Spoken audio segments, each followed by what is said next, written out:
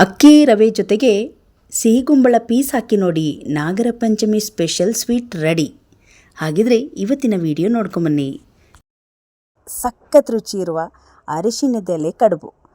ಬನ್ನಿ, ಅರಿಶಿಣದ ಎಲೆ ಕಡುಬನ್ನು ಹೇಗೆ ಮಾಡೋದು ಅಂತ ನೋಡ್ಕೊಂಬರೋಣ. ಕಡುಬು ಮಾಡಲಿಕ್ಕೆ ಸಿಹಿಗುಂಬಳ ಪೀಸನ್ನು ಅರ್ಧ kg ಆಗುವಷ್ಟು ತೊಗೊಂಡಿದ್ದೀನಿ. ಅರಿಶಿಣದ ಎಲೆ ಬೇಕು. ಈ ಕಡುಬು ಮಾಡೋಕ್ಕೆ ಅರಿಶಿಣದ ಎಲೆ ತುಂಬ ಚೆನ್ನಾಗಿರಬೇಕು ಮತ್ತು ಹರಿದು ಹೋಗಿರಬಾರ್ದು. ಮೊದಲಿಗೆ ಅಕ್ಕಿ ರವೆಯನ್ನು ಒಂದು ಕಡಾಯಿಗೆ, ದಪ್ಪ ತಳೆದ ಕಡಾಯಿಗೆ ಹಾಕಿ ಮೀಡಿಯಮ್ ಉರಿಯಲ್ಲಿಟ್ಟು ಹುರಿಬೇಕು. ಇದನ್ನು ಪಕ್ಕದಲ್ಲಿ ಇಟ್ಕೊಂಡು ಈಗ ನಾವು ಸಿಹಿಗುಂಬಳವನ್ನು ತುರಿನ ರೆಡಿ ಮಾಡ್ಕೊಳ್ಳೋಣ. ನಮಗೆ 1 ಕಪ್ ರವೆಗೆ ಒಂದು ಅರ್ಧ kg ಆಗುವಷ್ಟು ಸಿಹಿಗುಂಬಳ ಬೇಕಾಗುತ್ತೆ. 2 ಪೀಸ್ ಬಂದಿತ್ತು ನೋಡಿ.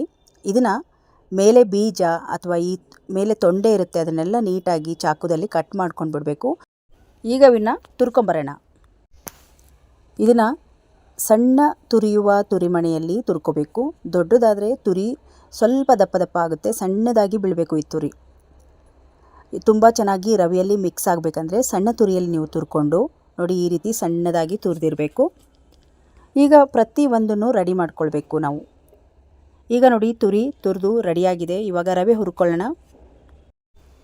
ಇದನ್ನು ಮೀಡಿಯಮ್ ಫ್ಲೇಮಲ್ಲಿ ಇಟ್ಟು ಹುರಿಬೇಕು ನಾವು, ಯಾಕಂದರೆ ಬೇಗ ರವೆ ಕಪ್ಪಾಗಿಬಿಡುತ್ತೆ. ಹಾಗಾಗಿ ನೋಡಿ, ಚೆನ್ನಾಗಿ ಮಿಕ್ಸ್ ಮಾಡ್ತಾನೆ ಇರಬೇಕು. 10 ನಿಮಿಷಗಳ ಕಾಲ ಇದನ್ನು ಚೆನ್ನಾಗಿ ಫ್ರೈ ಮಾಡಿ ಈಗ ನಾನು ಮರ್ಗೆಗೆ ಒಂದೊಂದಾಗಿ ಹಾಕ್ತಾಯಿದ್ದೀನಿ. ಮೊದಲು ಹುರಿದಿರುವ ರವೆ ಹಾಕ್ತಾಯಿದ್ದೀನಿ ನೋಡಿ. ಸ್ವಲ್ಪ ಬಿಸಿ ಇದೆ, ಸಪ್ರೇಟಾಗಿ ಹಾಕ್ತಾಯಿದ್ದೀನಿ. ಈಗ ತುರಿ ಇದೆ. ಕೆಲವೊಂದು ಸಲ ಕುಂಬಳಕಾಯಲ್ಲಿ ರಸ ಅಂಶ ಜಾಸ್ತಿ ಇರುತ್ತೆ, ಹಾಗಾಗಿ ರಸವನ್ನು ತೆಗೆದು ಹಾಕಬೇಕು.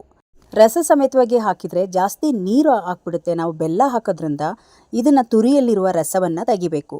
ಈ ವಿಧಾನದಲ್ಲೇ ಮಾಡಬೇಕು, ಯಾಕಂದರೆ ಜೊತೆಗೆ ರಸದ ಸಮೇತವೇ ಹಾಕಿದರೆ ನೀರಾಗ್ಬಿಡುತ್ತೆ ಮತ್ತು ಎಲೆಯಲ್ಲಿ ಅದನ್ನು ನಾವು ಎಲೆಯಲ್ಲಿಟ್ಟು ಬೇಯಿಸೋಕ್ಕಾಗೋದಿಲ್ಲ. ಈಗ ನೋಡಿ, ರಸವನ್ನು ತೆಗೆದಿರೋ ತುರಿ ಹಾಕ್ಕೊಂಡಿದ್ದೀನಿ.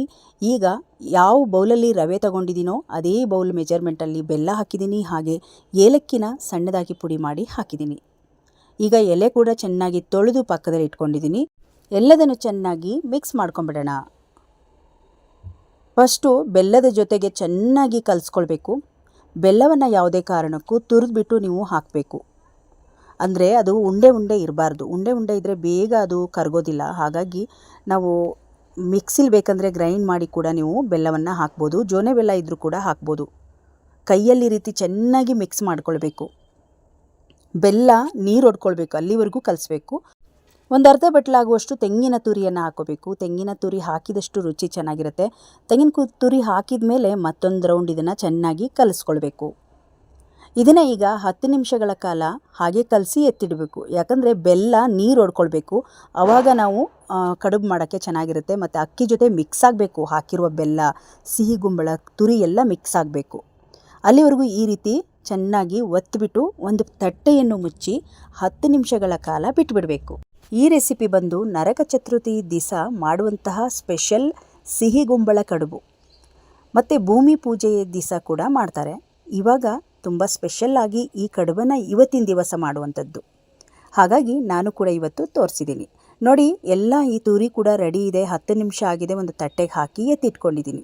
ಈಗ ನೋಡಿ, ಎಲೆ ಚೆನ್ನಾಗಿ ತೊಳೆದಿದ್ದೀನಿ ಎಲೆನ. ಈಗ ಒಂದೊಂದೇ ಎಲೆನ ನಾವು ತಗೊಳ್ಳೋಣ. ಎಲೆ ಅಂತೂ ತುಂಬ ಚೆನ್ನಾಗಿ ಬಂದಿತ್ತು. ನಮಗಿಲ್ಲಿ ಎಲೆ ಸಿಗೋದೇ ಕಷ್ಟ. ಮಂಗಳೂರು ಸ್ಟೋರಲ್ಲಿ ಹೋದರೆ ನಮಗೆ ಎಲ್ಲ ಸಿಗುತ್ತೆ, ನಮ್ಮ ಕಡೆ ಐಟಮ್ಸ್ ಎಲ್ಲ ಸಿಗುತ್ತೆ. ಹಾಗಾಗಿ ಅರಿಶಿಣದ ಎಲೆ ಅಂತೂ ತುಂಬ ಚೆನ್ನಾಗಿ ಇತ್ತು, ಒಂದು ಕೂಡ ಹರಿದೋಗಿಲ್ಲ.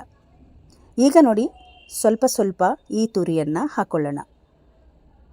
ಜಾಸ್ತಿ ಹಾಕಿದರೆ ಸೈಡ್ ನಾವು ಅದನ್ನು ಪ್ಯಾಕ್ ಮಾಡೋಕ್ಕಾಗೋದಿಲ್ಲ. ಹಾಗಾಗಿ ಸ್ವಲ್ಪನೇ ಹಾಕಿ ಈ ರೀತಿ ಫೋಲ್ಡ್ ಮಾಡಿಬಿಡೋದು. ಏನು ದಾರ ಏನೂ ಬೇಡ ಇದಕ್ಕೆ. ನೋಡಿ, ಈ ರೀತಿ ತುಂಬ ಚೆನ್ನಾಗಿ ಸ್ವಲ್ಪ ಕೂಡ ಆ ಸೈಡ್ ಈ ಸೈಡ್ ಬಿದ್ದೋಗದೆ ನೀಟಾಗಿ ಪ್ಯಾಕ್ ಆಗುತ್ತೆ. ಸ್ವಲ್ಪ ಉದ್ದಕ್ಕೆ ಈ ಒಂದು ತುರಿಯನ್ನು ಹಾಕಿ, ಸ್ವಲ್ಪ ಅಗಲವಾಗಿರೋ ಎಲೆ ಆದರೆ ತುಂಬ ಚೆನ್ನಾಗಿ ಫೋಲ್ಡ್ ಮಾಡ್ಬೋದು. ಸ್ವಲ್ಪ ಸಣ್ಣದಾಗಿರುವ ಎಲೆ ಆದರೆ ಸ್ವಲ್ಪ ತುರಿಯನ್ನು ನೀವು ಕಡಿಮೆ ಮಾಡಿ ಹಾಕಿ ಈ ರೀತಿ ಫೋಲ್ಡ್ ಮಾಡಿಬಿಡಿ. ನೀವು ಆರಾಮಾಗಿ ಇಡ್ಲಿ ಸೆಟ್ಟಲ್ಲೂ ಕೂಡ ಇದನ್ನು ಬೇಯಿಸ್ಕೊಳ್ಬೋದು. ಇದೇ ರೀತಿಯಾಗಿ ಎಲ್ಲ ಒಂದು ಎಲೆಗಳನ್ನು ನಾನು ಸುತ್ತಿ ಎತ್ತಿಟ್ಕೊಳ್ತಾ ಇದ್ದೀನಿ. ಮೇನಾಗಿ ಬಾಳೆ ಎಲೆಯಲ್ಲಿ ಕೂಡ ಮಾಡ್ಬೋದು, ಆದರೆ ಅರಿಶಿಣದ ಎಲೆಯಲ್ಲಿ ಮಾಡುವ ರುಚಿ ಇದೆಯಲ್ಲ, ಸಖತ್ತಾಗಿರುತ್ತೆ. ಒಂದೊಂದು ಸೈಡು ಒಂದೊಂದು ಥರ ಈ ಅರಿಶಿಣದ ಎಲೆ ಕಡುಬು ಮಾಡ್ತಾರೆ. ಅಕ್ಕಿಯನ್ನು ರುಬ್ಬಿ ಪೇಸ್ಟ್ ಮಾಡ್ಕೊಂಡು ಮಾಡೋದು ಅದು ಕೂಡ ಡಿಫ್ರೆಂಟ್ ರುಚಿ ಇರುತ್ತೆ. ಈ ಥರ ರವೆಯಲ್ಲಿ ಮಾಡೋದು ಇದು. ನೋಡಿ, ಪ್ರತಿಯೊಂದು ಎಲೆನ ಸುತ್ತಿ ಈ ರೀತಿ ಜೋಡಿಸ್ಕೊಳ್ತಾ ಇದ್ದೀನಿ. ಒಂದು ಕೂಡ ಆ ಕಡೆ ಈ ಕಡೆ ಆಗೋದಿಲ್ಲ. ತುಂಬ ಚೆನ್ನಾಗಿ ಸುತ್ತಕ್ಕೂ ಕೂಡ ತುಂಬ ಚೆನ್ನಾಗಿ ಬಂದಿದೆ. ಮತ್ತು ಎಲೆ ಹರಿದೋಗಬಾರ್ದು. ಎಲೆ ಹರಿದೋದ್ರೆ ನಮಗೆ ಕಡುಬು ಮಾಡೋಕ್ಕೆ ತುಂಬ ಕಷ್ಟ ಆಗುತ್ತೆ. ನೋಡಿ, ಇಲ್ಲಿ ಫೈನಲ್ ಆಗಿ ಲಾಸ್ಟ್ ಎಲೆ ಕೂಡ ತುಂಬ ಚೆನ್ನಾಗಿತ್ತು. ಎಲ್ಲ ಒಂದು ಕಡುಬು ರೆಡಿ ಇದೆ ನೋಡಿ. ಈಗ ಇಡ್ಲಿ ಪಾತ್ರೆ ಅಥವಾ ಕಡುಬು ಬೇಯಿಸುವ ಪಾತ್ರೆ ಆದರೂ ಪರವಾಗಿಲ್ಲ, ಅದನ್ನು ನೀವು ಬಿಸಿಗೆ ಇಟ್ಕೊಂಡ್ರೆ ಚೆನ್ನಾಗಿರುತ್ತೆ. ಮೊದಲೇ ನಾನು ಕಡುಬು ಬೇಯಿಸುವ ಪಾತ್ರೆ ಇತ್ತು, ಅದಕ್ಕೆ ಹಾಕಿದ್ದನ್ನು ಹಬೆ ಮಾಡ್ಕೊಳ್ಳೋಣ. ಒಂದು ಅರ್ಧ ಗಂಟೆ ಬೇಕಾಗುತ್ತೆ ಇದು ಹಬೆ ಆಗೋಕ್ಕೆ. ನೋಡಿ, ಇವಾಗ ಇಷ್ಟು ಒಂದು ಕಡುಬು ಬಂದಿತ್ತು. ಈಗ ನಾನು ಆಗಲೇ ಸ್ವಲ್ಪ ಬಿಸಿ ಮಾಡಿರುವ ಇಡ್ಲಿ ಪಾತ್ರೆ, ಅದ್ರ ಮೇಲೆ ಬಾಳೆ ಎಲೆ ಪೀಸನ್ನು ಹಾಕ್ತಾಯಿದ್ದೀನಿ.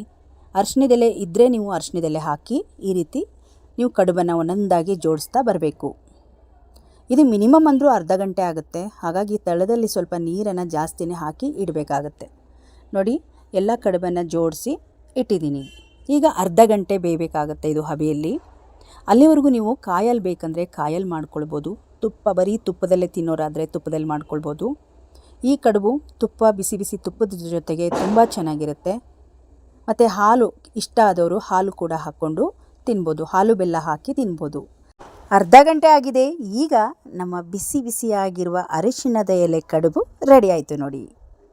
ತುಂಬ ಚೆನ್ನಾಗಿ ಉದುರಾಗಿ ಬಂದಿತ್ತು.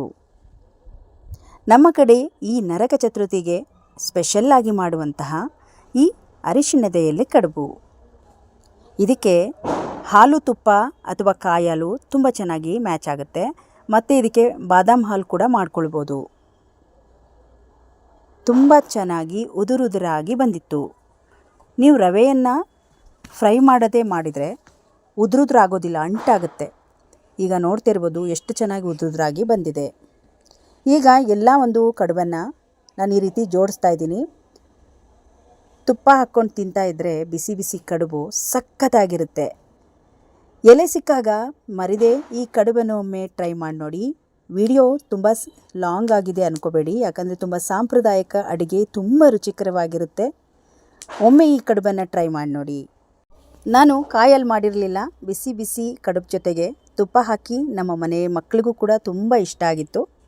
ನಿಮಗೂ ಕೂಡ ಇಷ್ಟ ಆಗುತ್ತೆ. ಈ ಕಡುಬನ್ನು ಒಮ್ಮೆ ಟ್ರೈ ಮಾಡಿ ನೋಡಿ. ಇವತ್ತಿನ ಸಾಂಪ್ರದಾಯಿಕ ಅಡುಗೆ ನಿಮಗೆ ಇಷ್ಟ ಆಯಿತು ಅಂದ್ಕೊಂಡಿದ್ದೀನಿ. ಇಷ್ಟ ಆದರೆ ಒಂದು ಲೈಕ್ ಮಾಡಿ, ಈ ವಿಡಿಯೋವನ್ನು ಶೇರ್ ಮಾಡಿ. ಇನ್ನಷ್ಟು ವಿಡಿಯೋಗಳಿಗಾಗಿ ನಮ್ಮ ಚಾನಲನ್ನು ಸಬ್ಸ್ಕ್ರೈಬ್ ಮಾಡ್ಕೊಳ್ಳಿ. ಮತ್ತೆ ನಾಳೆಯ ಇನ್ನೊಂದು ವಿಡಿಯೋದೊಂದಿಗೆ ಸಿಗೋಣ. ಅಲ್ಲಿಯವರೆಗೂ ಧನ್ಯವಾದಗಳು.